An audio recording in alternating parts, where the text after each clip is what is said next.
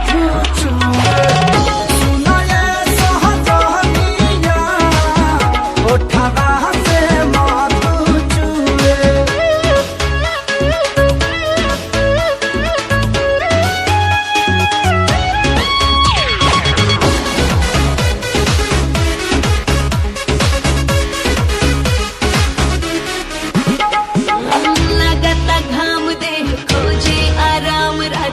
मांगे जबनिया इच्छाता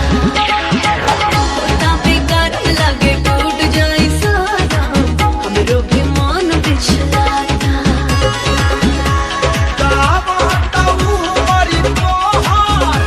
झूमर करेगा अबही कोही धइले बा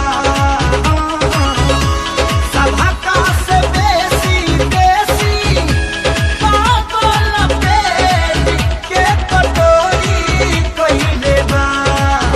तू तो पूछ ले बड़ा माल पुए उठवा से मधु चूए सुनाए सहजनिया उठवा से मधु चूए।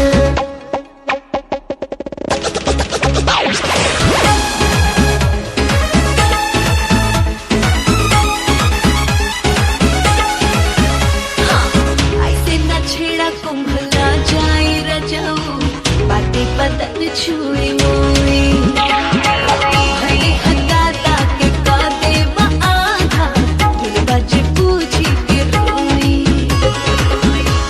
देखी हरियारी रानी मानी न बोकवा कुल्ही चार जाई हो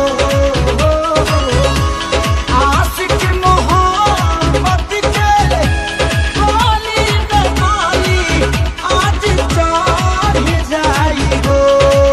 तबाही भाई बड़ा जुए मुए उठवा से मधु चूए